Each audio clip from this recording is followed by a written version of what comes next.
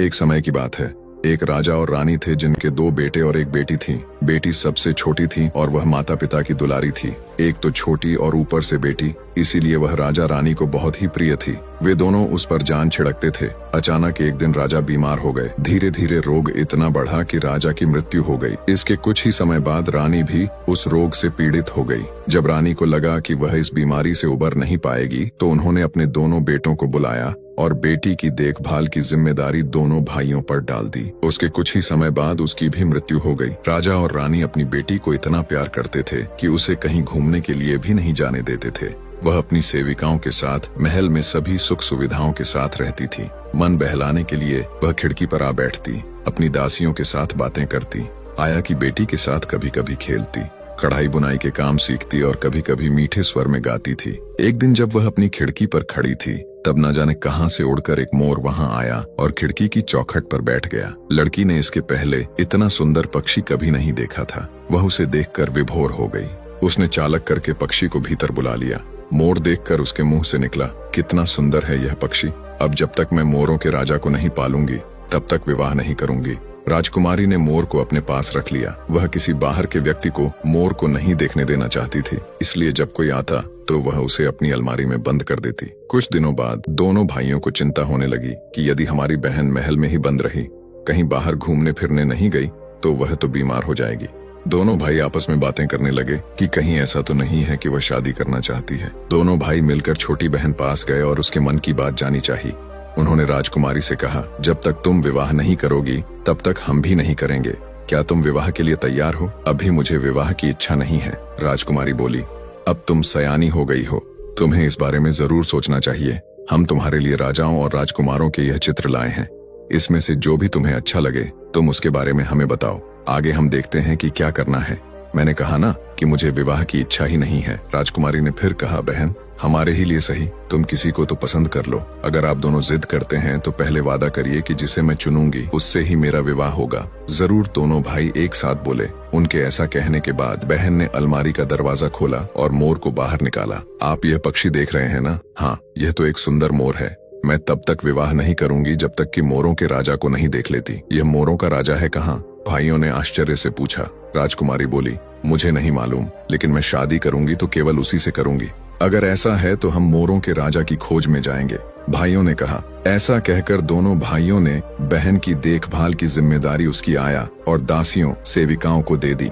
कुछ विश्वासपात सामंतों और मंत्रियों को राज्य की जिम्मेदारी दे दी और फिर दोनों भाई दो अलग अलग दिशाओं में मोर राजा की खोज में चल पड़े। वह जहाँ जाते हर किसी से पूछते रहते, क्या कभी किसी ने मोरों के राजा के बारे में सुना है? लेकिन उन्हें निराशा ही हाथ लगती। लोग उन्हें मूर्ख समझते और खिल्ली उड़ाते। लेकिन दोनों युवकों ने हिम्मत नहीं हारी। उन्होंने अपनी खोज जारी रखी। भाग्य से एक शाम को बड़े भाई को एक बहुत वृद्ध सज्जन मिले। वे कुछ जादुई विद्याएं भी जानते थे। जब राजकुमार ने उनसे पूछा कि क्या कहीं मोरों का राजा रहता है, तो उन्होंने कहा, जरूर सुना है। वह सचमुच है? वह कैसा है? वह कहाँ रहता है? राजकुमार ने कई प्रश्न एक साथ पूछ लिए। वह एक बहुत सुंदर युवक है जो मोर पंथ के समान कपड़े पहनता है, पर उस देश की राजधानी में रहता है। तुम्हें उससे मिलने के लिए वहीं जाना पड़ेगा। राजकुमार ने वृद्धा को धन्यवाद के साथ साथ कुछ उपहार भी दिए और उसकी राजधानी की ओर चल पड़ा। बहुत दिनों की यात्रा, बहुत तरह की यात्रा करके वह उस देश पहुंचा। वहाँ एक बड़े मैदान में सुंदर वृक्ष लगे थे। सहसा राजकुमार के कानों में आवाज आने लगी, वह आ गया, वह आ गया, राह बनाऊं उसके लिए। वह हमारे राजा के विवाह का प्रस्ताव लाया है। वह राजा को अपनी बहन देने आया है। युवा राजकुमार ने अपने चारों ओर नजर घुमाकर देखा। उसे रंगीन पंखों की फड़फड़ाहट के सिवाय कुछ भी दिखाई ना दिया।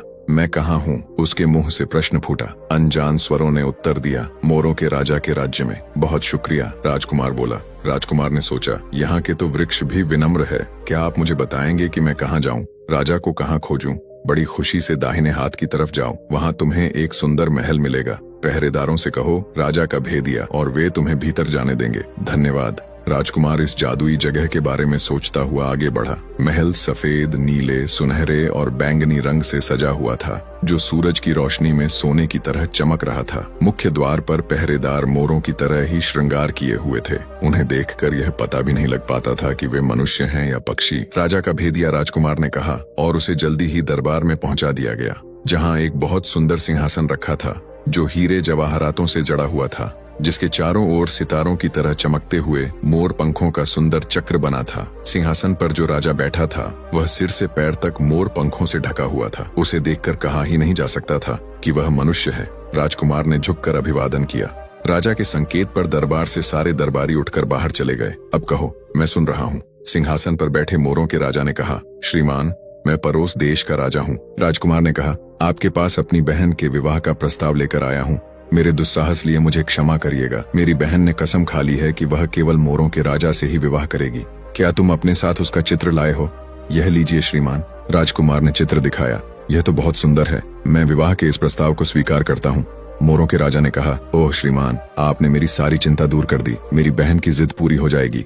राजकुमार ने सिर झुकाकर आभार जताया और चलने को तैयार हो गया। रुकिए, राजा ने कहा, आप जा कहाँ रहे हैं? अपनी बहन को लाने के लिए महोदय। राजकुमार ने कहा, बिल्कुल नहीं। जो एक बार मोरों के राज्य में आ जाता है बाहर नहीं जा सकता। आप मेरे लिए अजनबी हैं। कौन कह सकता है कि आप किसी शत्रु देश के जासूस नहीं हैं जो मेरे राज्य का भेद लेने आया है। आप मेरे चित्र के साथ एक पत्र लिखें और अपनी बहन के उत्तर की प्रतीक्षा करें। ठीक है, मैं यही करूंगा। राजकुमार ने उत्तर दिया। मेरे रहने का प्रबंध कहाँ होगा? जब तक आपकी बहन का उत्तर न आ जाए तब तक आप नजरबंद रहेंगे, राजा ने कहा। और उसी समय राजकुमार को सैनिकों के साथ जाना पड़ा। इधर जब यह सब हो रहा था तब तक राजकुमारी का दूसरा भाई निराश होकर अपने राज्य लौट आया था। जब बड़े भाई का पत्र वहां पहुंचा तो छोटा राजकुमार मोरों के राजा का चित्र लेकर बहन के पास आया। चित्र देखते ही राजकुमारी चाहक उठी। यही तो है मेरे सपनों का मोरों का राजा। मैं उसे जल्द से जल्द देख लेना चाहती हूँ। एन राजकुमारी के विवाह की तैयारी होने लगी। दहेज तैयार हुआ, कपड़े गहने बने, घोड़े सजाए गए। यात्रा के लिए सबसे बड़ा और सुखद जहाज चुना गया। एक दिन भाई ने राजकुमारी की आया से कहा, उस देश तक की यात्रा बहुत लंबी है और थकाव है। रास्ते की गर्मी, उमस, धूप से मेरी फूंसी बहन कुम्हला जाएगी। उसे इन सब से बाँचकर कैसे ले जाएंगे? कुछ मुश्किल नहीं है। आया ने समझाया, राजकुमारी को एक बंद पालकी जैसी गाड़ी में बंदरगाह तक लाया जाए और जहाज को तट से सटाकर रखा जाएगा। फिर राजकुमारी की गाड़ी को ही तख्ते पर से जहाज में चढ़ा दिया जाएगा। इस तरह बिना थके कुम्हलाए राजकुमारी वहां तक पहुंच सकेगी। यह योजना स्वीकार हो गई। इधर आया की भी एक बेटी थी जो राजकुमारी की हम उम्र और उसकी सहेली थी। बस फर्क इतना था कि आया की बेटी अति साधारण रंग रूप वाली थी, जबकि राजकुमारी रूपवती और सुख संपत्ति में पली सुकुमारी थी। जब आया की बेटी को राजकुमारी के दूसरे देश जाने और शादी करने की बात मालूम हुई तो वह तिलमिला उठी। उसने अपनी माँ से कहा, राजकुमारी का ब्याह होगा और मेरा नहीं। सारे सुख, सारे सम्मान उसे और मुझे कुछ नहीं। आखिर हम दोनों तो साथ ही खेले हैं, बड़े हैं। क्या मेरा दिल नहीं है? आया बोली, तुम ठीक कह रही हो बिटिया, मैं तुम्हारी माँ हूँ। मेरा भी दिल तड़प रहा है। ऐसा कहकर आया मन ही मन मोरों के राजा के साथ अपनी बेटी के विवाह की योजना बनाने लगी। बहुत सोचने के बाद उसे एक उपाय सूझ ही गया। उसने अपनी बेटी के लिए भी शादी की पोशाक और एक पाल की गाड़ी बिल्कुल वैसे ही बनवाई जैसी राजकुमारी की थी। फिर वह एक सोने की मोहरों से भरी थैली लेकर जहाज के कप्तान के पास गई और उससे बोली, यह थैली तुम्हारे लिए है कप्तान। अब मेरी बात ध्यान से सुनो। जो गाड़ी जहाज में सबसे बाद में आएगी उसमें मेरी बेटी होगी। मैं जैसा कहूंगी तुम वैसा ही करोगे। रात को जब सब सो जाएंगे तब तुम राजकुमारी को समुद्र में धकेल देना और मेरी बेटी को राजकुमारी की गाड़ी में बिठा देना। पहले तो कप्तान बहुत डरा, लेकिन सोने की चमक किसी को भी अंधा कर सकती है। उसने सोचा, जब यह मोहरों की थैली मेरी हो जाएगी तो मैं भागकर किसी दूसरे देश चला जाऊंगा और आराम की जिंदगी जीऊंगा। वह आया की बात मानने को तैयार हो गया। जहाज के चलने का समय आया। सारा सामान, घोड़ा, गाड़ी, डब्बे, बक्से सब कुछ ठीक से लगा दिए गए। तभी अचानक राजकुमारी को अपने पालतू प्यारे कुत्ते की याद आई जो सारी तैयारी के बीच महल में ही छूट गया था। वो उसके लिए जिद पकड़कर बैठ गई। मैं बचपन से उसके साथ रही हूँ, उसे छोड़कर भला खुश कैसे रह पाऊंगी। आखिरकार कुत्ते को मंगवाया गया। वह राजकुमारी की गाड़ी के पास लाया गया और राजकुमारी ने उसे अपने पास ही गद्दे पर सुला लिया। अब जहाज के लंगर चलने के लिए उठा दिए गए। एक रात को आया राजकुमारी के पास आई और धीरे से बोली, आज मौसम सुहाना है, ठंडी बयार चल रही है, हम कल वहां पहुंच जाएंगे। अपने सपनों के राजा से तुम मिल पाओगी। अब तुम गहरी नींद में सो जाओ जिससे कल तरोताजा रहो। राजकुमारी मोरों के राजा के मीठे सपने देखती हुई अपने कुत्ते को गोद में लेकर गहरी नींद में सो गई। उसी रात को कप्तान ने राजकुमारी की पालकी गाड़ी का दरवाजा खोला और गहरी नींद में अपने कुत्ते को गोद में लेकर सोती राजकुमारी को उसके गड्ढे में ही लपेटा और उठाकर समुद्र में फेंक दिया। पास ही आया कि बेटी चुप कर खड़ी थी। कप्तान ने उसे राजकुमारी की गाड़ी में ले जाकर बिठा दिया। राजकुमारी जिस गड्ढे पर सो रही थी वह पंखों से भरा हुआ मोटा गड्ढा था जो पानी के ऊपर तैरता रहा, डूबा नहीं। जब राजकुमारी की नींद खुली तो उसने देखा कि वह पानी में है और जहाज का दूर तक कोई निशान नहीं। अगली सुबह समुद्र के किनारे रहने वाले एक मछुआरे ने बड़ी भोर में ही कुत्ते के भौंकने की आवाज सुनी। उसने अपनी पत्नी से पूछा, क्या तुम्हें भी कुत्ते के भौंकने की आवाज सुनाई दे रही है? पत्नी बोली, हाँ, मुझे लगता है कोई खतरे में है। मैं भी यही सोच रहा हूँ, सुबह होने ही वाली है। मैं बाहर जाकर देखा हूँ कि माजरा क्या है। उसने अपना बलम उठाया और तट की ओर निकल गया। भोर के नियम उजाले में उसने देखा कि कोई चीज समुद्र में तैर रही है और वहीं से कुत्ते की आवाज आ रही है।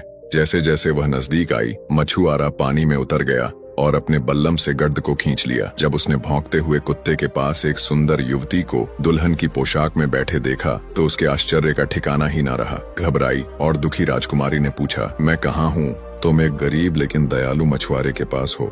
जब तक तुम्हें तुम्हारा ठिकाना न मिले तुम हमारे साथ रह सकती हो।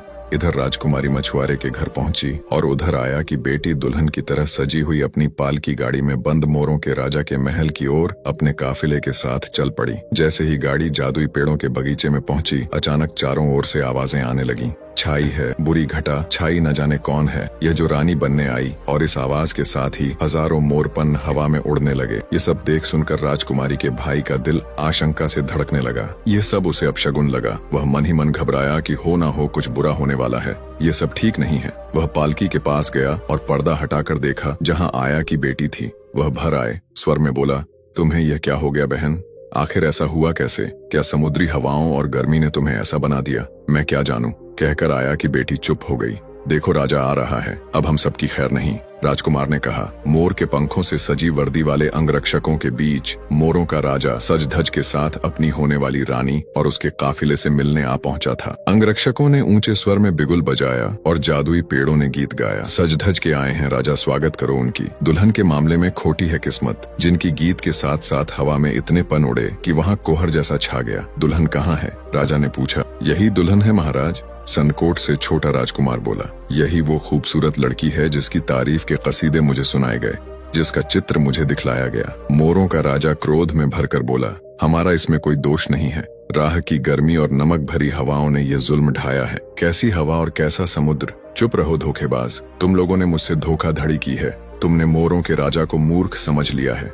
पहरेदारों, इन्हें कैद कर लो, एक एक कर सबको फांसी पर चढ़ाया जाएगा। तैयारी करो। ऐसा कहकर प्यार पटकता दिल संभालता राजा वहां से चला गया। एक तो उसका अपमान हुआ था, दूसरे वह दिन रात राजकुमारी का सुंदर चित्र देख देकर उसके प्रेम में दीवाना हो चुका था। अगली सुबह राजकुमारी ने मछुआरेन से पूछा, क्या आपके पास एक छोटी डलिया होगी? आज के खाने का इंतजाम मैं करना चाहती हूँ। मछुआरेन ने हामी भरी और एक छोटी डोलची राजकुमारी को दे दी। राजकुमारी ने डोलची अपने कुत्ते को दे दी और उससे कहा, तुम सीधे शाही रसोई में जाओ और हमारे लिए खाना ले आओ। कुत्ते ने डोलची अपनी दांतों से पकड़ी और दौड़ गया। वह सीधे राजा की रसोई में गया। वहां से एक भुना मुर्ग उठाया, टोकरी में रखा और डलिया मुंह में दबाकर मछुआरे के घर लौट आया। तीनों ने छक्कर खाना खाया। कुत्ते को भी चूसने के लिए हड्डियां मिल गई थीं। अगले दिन कुत्ता टोकरी दांतों में दबाए राजा की रसोई में गया। एक तलकर बनी मछली को उठाया और टोकरी में डाल वापस चल दिया। जब 2 दिन लगातार ऐसा हुआ तो रसोई ने सारी घटना राजा को बताना उचित समझा। राजा ने सब सुनकर आज्ञा दी कि अगर कल भी कुत्ता आए तो उसे पकड़ लिया जाए। पकड़ा ना भी जा सके तो कम से कम यह पता लगाया जाए कि वह आखिर जाता कहाँ है। अगले दिन कुत्ता जब बकरे की टांग उठाकर भागा तो रसोइया उसके पीछे दौड़ा। उसने देखा कि कुत्ता एक मछुआरे के घर पहुंच गया है। रसोई ने वापस आकर सारी बात राजा को बता दी। राजा ने तय किया कि वह अगले दिन कुत्ते का पीछा स्वयं करेगा। वैसे भी वह लोगों की दया का पात्र बना हुआ था और अपनी किस्मत पर दिल ही दिल में रो रहा था। अगले दिन जब कुत्ता टोकरी लेकर खाना लाने चला गया तब राजकुमारी ने अपना शादी का जोड़ा निकालकर पहन लिया और शांति से घर में बैठ गई। मछुआ से उसने कह दिया कि अगर कोई कुत्ते को खोजता हुआ आए तो उसे कमरे में उसके पास भेज दिया जाए। कुछ समय बाद ही कुत्ता राजा की रसोई से खाना लेकर वापस आ गया। उसके पीछे पीछे अपने 2 अंगरक्षकों के साथ मोरों का राजा भी आ पहुंचा। मछुआरे से पूछा गया, क्या तुमने इधर एक कुत्ते को देखा है? हाँ महाराज, मछुआरे ने कहा। वह रोज हमारी रसोई से खाना क्यों चुरा रहा है? वह ऐसा अपनी मर्जी से करता है। महाराज, वह हमारे लिए खाना लेकर आता है, हमने उसे कुछ सिखाया नहीं है। तुमने वह कुत्ता कहाँ पाया? राजा ने पूछा। वह हमारा कुत्ता नहीं है, वह एक लड़की का है जो हमारे पास रहती है। मैं उसे देखना चाहता हूँ।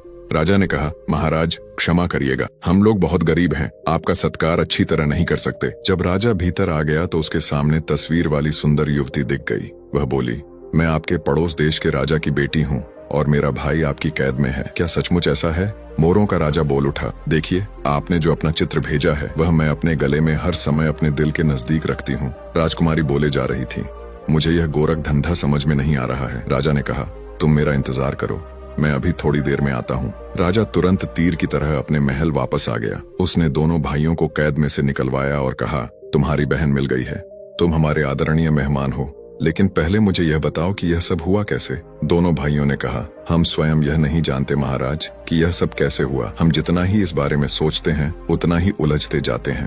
तब राजा ने राजकुमारी की आया को बुलवाया, उसे डराया, धमकाया गया। डर के आगे भूत भागे। सो आया ने सारी बात उगल दी। अब आया को और उसकी बेटी को सिपाहियों ने कैद करके जेल में डाल दिया। राजा ने अपना श्रृंगार सुंदर मोर पंखों से किया। बैंड बाजे के साथ बारात साजकर वह मछुआरे के घर की तरफ अपनी दुल्हन लेने चला। बधाई हो, बधाई। मोरों के राजा की रानी राजमहल में रहने आई है। अब दोनों की होगी शादी। हर तरफ है खुशियां छाई। इसके साथ ही हवा में हजारों रंग बिरंगे मोर पंख उड़ने लगे। मोर पंख इतने ऊंचे उड़े, इतना चमके कि उनके आगे सूरज की चमक भी फीकी पड़ गई। जब यह सारा जुलूस महल में वापस आया तब मोरों के राजा और राजकुमारी का विवाह हो गया। आया और उसकी बेटी को फांसी की सजा दी गई। अनेक उपहारों के साथ दोनों राजकुमारों को उनके देश के लिए विदा कर दिया गया। हाँ, वे लोग जहाज के कप्तान को कभी नहीं पकड़ पाए, क्योंकि वह तो मोहरों की थैली लेकर ना जाने किस देश को भाग गया था। दोस्तों, कहानी आपको कैसे लगा कमेंट में जरूर बताइए। वीडियो को लाइक करके चैनल को सब्सक्राइब करना ना भूलें।